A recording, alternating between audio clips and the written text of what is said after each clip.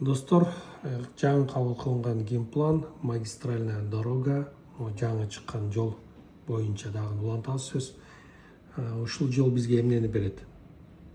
Бул жол мурунку генпланда жок эле достор, ушуну пайда кылыптыр. Анан бул жол эме деп турат да, магистральная дорога скоростного непрерывного движения деп жазылып турат. Бул деген сөз, бул жолдо светофор болбойт, скоростной режим болот, анан платный болот, закрытый болот бул жолчу. Эми ушул жол бизге эмне берет достор? Мында мурунку чыгарылышта кайсы жерден өткөн ошол тууралуу көрсөтүп бердим примерно. Ошол мындан мурунку роликти көрүп аны көрсөңөр болот. Эми бул жерде мынакей ак ордо олуктарга жашагандар, ак ордо, Кунту, Шалта жакта жашагандар бул жерден кошулса болот экен бул жолго.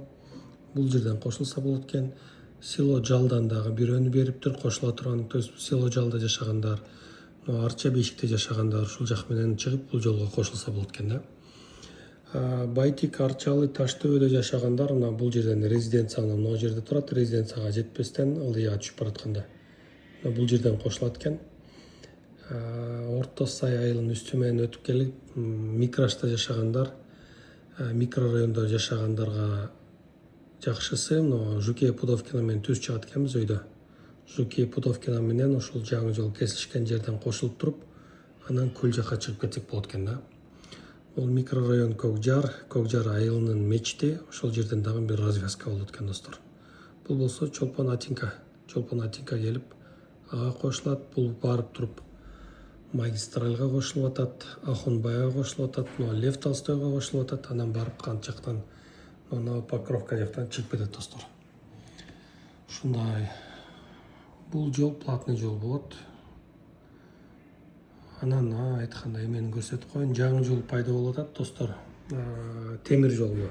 Темир жолду көрдүңүздөрбү? Ушул жол пайда болот экен.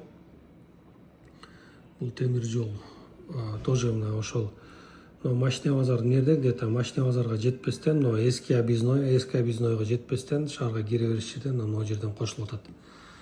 Бул темир жол бизге, бул темир жол барып туруп аэропортко чейин бир точкага кылдырат, то есть жүктөр келип аэропорттон түшөт, же аэропорттон түшүп туруп жүктөр ушул жак менен шаарга кирет. Анан экинчиси мына Аларчинское водохранилище дейт. Ошол жактан бул жерде Манас деген чоң кытайлар курушуп атпайбы, канча гектар жер, 100 гектар беле 200 гектар жер. Ушул жерде микрорайондон, то есть мынакей логистикада бул жерден дагы бир эме кылып атат. Жүк түшүрүүчү жай. Же ушул жерден жүктөйт, же ушул жактан жүктөр келип анан ичке таркайт. Кийинки роликтерди күтүп туруңуздар. Эмне нерсени байкасам айтып берип турам жаңы жолдорду.